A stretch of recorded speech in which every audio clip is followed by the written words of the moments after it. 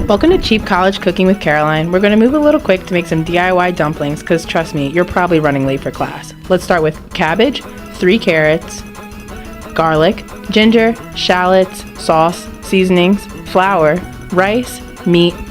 Okay, now let's head over to the sink and fill our pot up with water. We're going to pour some dry rice into that water and check back in 20 minutes. Now we're going to start making our dough. Pour flour, salt, make sure the salt actually makes it in.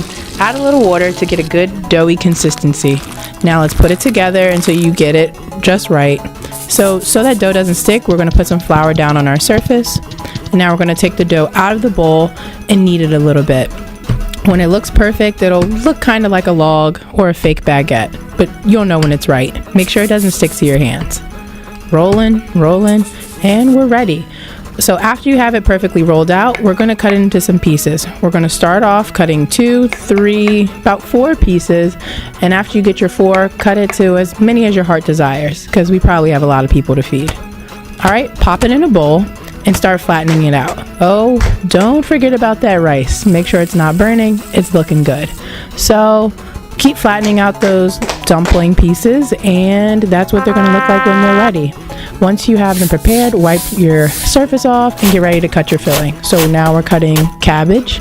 Make sure you cut it into nice edible pieces because it is going inside the dumplings. We're cutting carrots.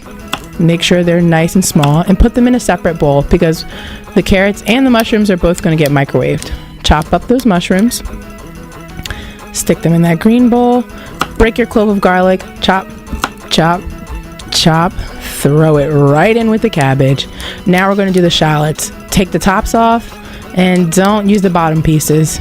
Remember, keep them small as well. Cut a little bit of ginger. Unless you're congested, cut a lot of ginger. Very, very small, and throw that right in with the rest of the stuff. So now you're going to add water to that bowl so that we can go put it in the microwave and steam it. Now we're going to use our meat. So start by putting your meat in a bowl and adding some seasonings to it. Pepper, salt, a little bit of soy sauce, a little bit of sesame oil, however much your heart desires, and mix that up. We're going to combine those two parts of the meat and the vegetables together. Mix, mix, mix. Now use your microwave bits, mix those in as well, and our filling is ready. So now take your dough and add as much filling as your heart desires because it probably won't close, as you can see. It doesn't have to be a specific shape. I put everything together up top so that they can go into the pan. Add some water after a couple minutes to make sure it's steaming and put a top on, or in my case, a plastic plate. Check on those dumplings. Once they look good, pop them out, add that cooked rice, and pour some soy sauce over those bad boys.